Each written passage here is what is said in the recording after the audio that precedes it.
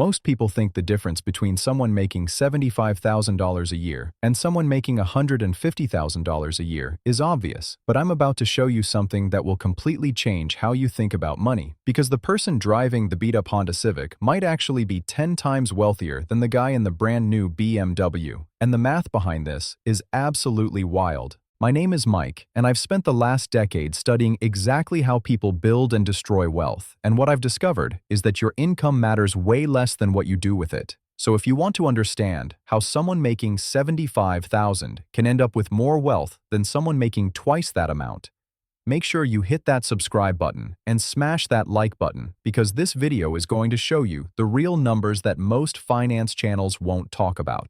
Now let me introduce you to two people who are about to teach you the most valuable lesson about money you'll ever learn. Their names are Sarah and Marcus, and 10 years ago, they were both 25 years old, both graduated from decent universities, both landed jobs making $75,000 a year in the same city, same cost of living, same starting point. The only difference between Sarah and Marcus was their mindset about money, and that single difference turned into a wealth gap so massive that it's almost hard to believe. But the numbers don't lie, and I'm going to show you exactly how this happened.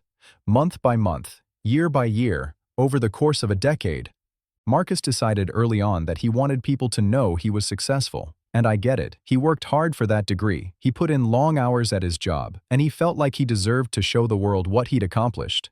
So within 6 months of starting his job, Marcus went out and leased a brand new Audi A4. The payments were $650 a month. Insurance was another $250. And he told himself this was an investment in his image. This was what successful people drove.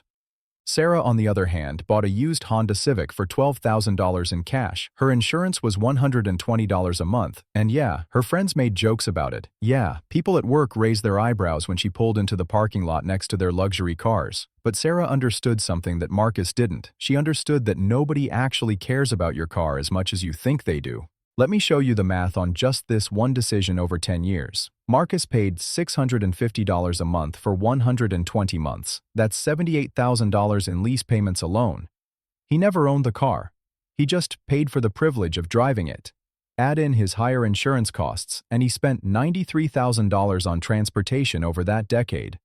Sarah spent $12,000 up front, roughly $15,000 in maintenance and gas over 10 years because used Hondas are incredibly reliable, and $25,000 total in insurance. Her total transportation cost was $52,000, and she owned the car outright at the end. The difference between what Marcus spent and what Sarah spent was $41,000.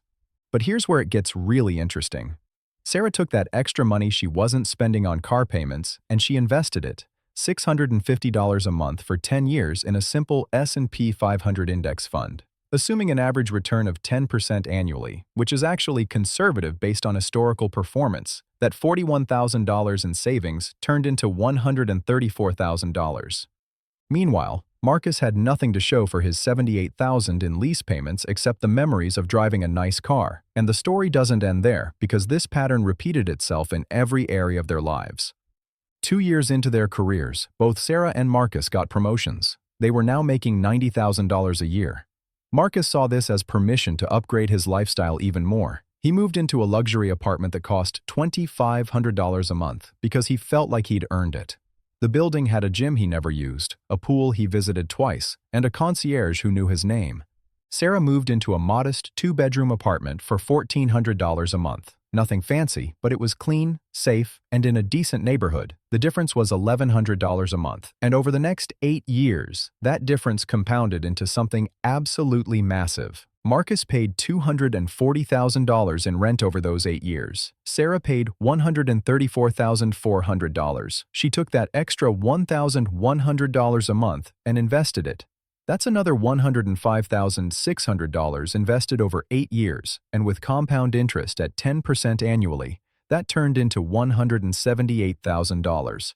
By this point, Sarah had accumulated over $300,000 in investments just from the difference between what Marcus was spending on cars and housing and what she was spending, and she was still making the same salary.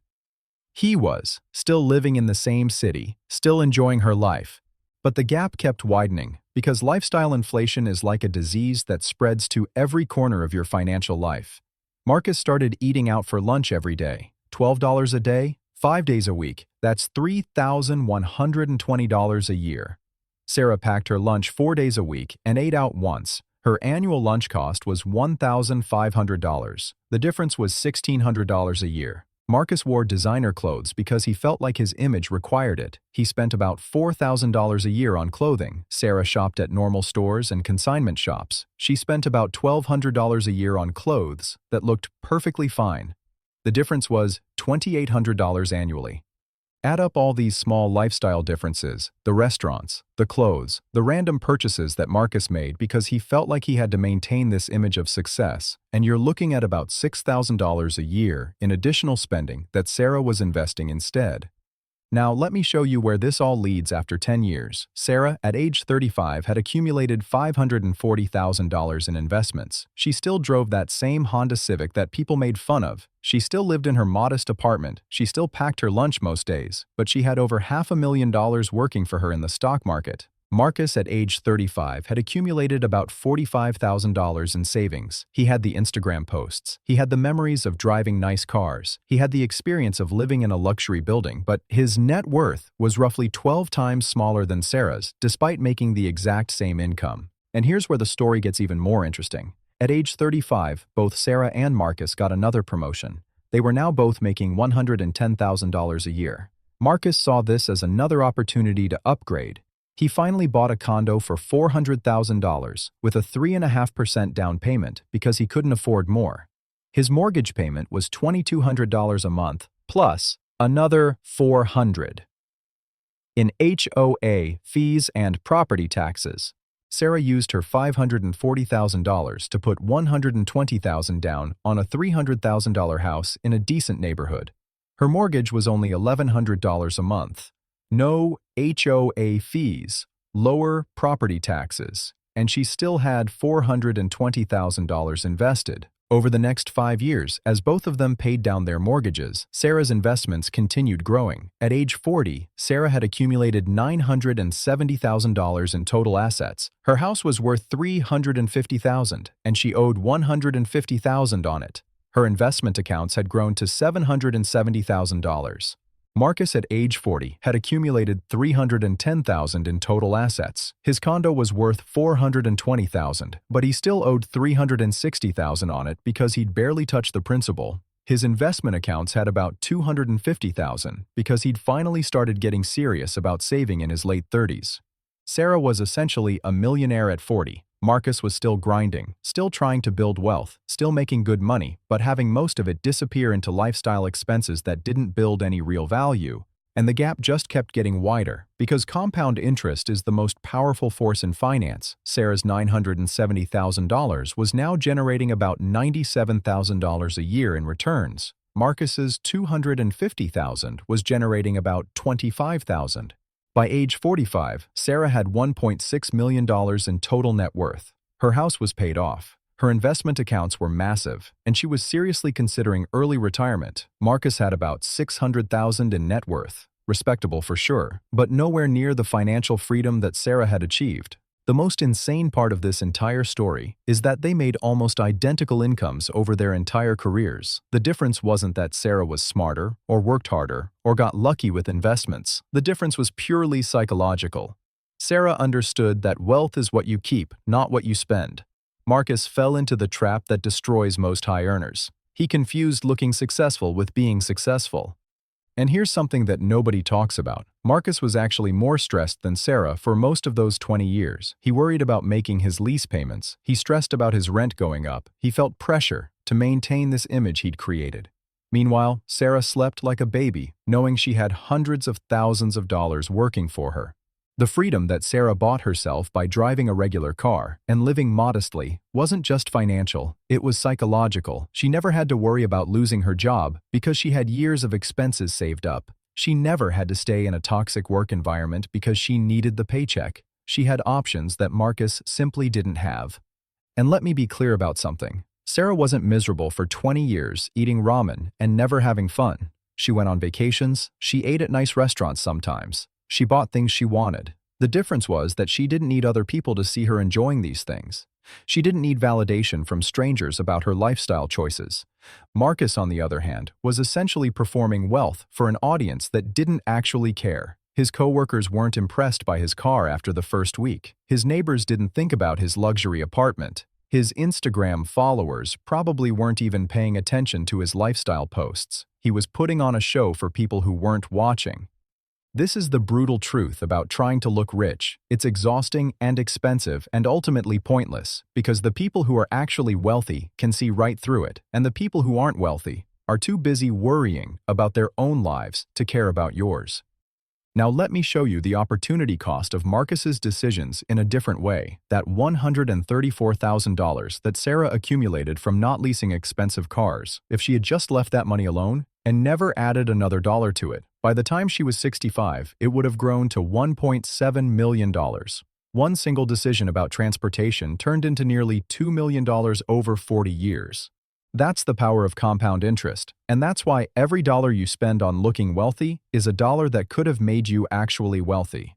The math is so clear and so brutal that once you understand it, you can never look at luxury purchases the same way again. Here's another way to think about it. Every time Marcus made a $650 lease payment, he was choosing to give up roughly $840 of future wealth, because that's what $650 turns into over 40 years at 10% annual returns. He made that choice 120 times. He voluntarily gave up over $100,000 of future wealth just to drive a car with a nice logo on it. And the thing is, Marcus isn't a bad person, and he isn't even financially illiterate. He's just human. He fell into the same trap that catches millions of people every single year. He let his ego write checks that his future self would have to cash. The societal pressure to look successful is incredibly powerful. We're surrounded by messages telling us that our worth is tied to what we own, that success means driving a certain car and living in a certain neighborhood and wearing certain brands, but these messages are lies designed to separate you from your money. The companies selling luxury goods have spent billions of dollars studying human psychology. They know exactly which buttons to push to make you feel like you need their products. They know how to make you feel inadequate if you don't own what they're selling, and they profit enormously when you fall for it. But here's what they don't want you to know. The wealthiest people in America mostly drive normal cars. They live in modest homes. They don't wear flashy clothing because they understand that real wealth is measured in options and freedom, not in possessions and debt. Warren Buffett lives in the same house he bought in 1958 for $31,500. Mark Zuckerberg drives a Honda Fit. Many self-made millionaires shop at Costco and use coupons, not because they have to, but because they understand that every dollar saved is a dollar that can grow. The irony is that the people who are trying hardest to look rich are usually the ones who are barely getting by financially. They're house poor and car poor. They've got designer clothes hanging in closets, but they're one emergency away from financial disaster. Meanwhile, the person driving the 10-year-old Toyota might have enough money to buy your entire neighborhood. You just can't tell by looking at them, and that's exactly how they want it. So what's the actual lesson here? The lesson is that wealth is a choice you make every single day with every single purchase. You can choose to prioritize looking successful, or you can choose to prioritize being successful. You cannot do both unless you're making truly extraordinary money. For most people making between $50,000 and $200,000 a year, every dollar spent on status symbols is a dollar stolen from your future financial freedom. The math is that simple and that brutal. If you're currently making $75,000 a year and you're driving a car with a payment over $400 a month, you're sabotaging your financial future. If you're spending more than 30% of your income on housing because you want to impress people, you're sabotaging your financial future. If you're buying clothes and accessories because of the brand name rather than the quality and value, you're sabotaging your financial future. None of this makes you a bad person. It just means you've been caught by the same psychological traps that catch almost everyone. But now you know better. Now you understand that the path to real wealth isn't about looking the part. It's about playing the long game. Sarah's story is based on real numbers and real possibilities. You can absolutely build significant wealth on a middle-class income if you're willing to resist the pressure to show off. The strategy is simple, even if the execution is hard.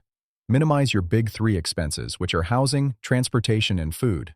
Invest the difference consistently, and let compound interest do the heavy lifting. That's it. That's the entire secret to building wealth. It's not complicated, it's not sexy, it won't get you likes on Instagram, but it works every single time for anyone who has the discipline to stick with it. 10 years from now, you'll either be like Sarah sitting on a mountain of investments and enjoying real financial freedom, or you'll be like Marcus, still grinding, still stressed, still trying to maintain an image that nobody actually cares about.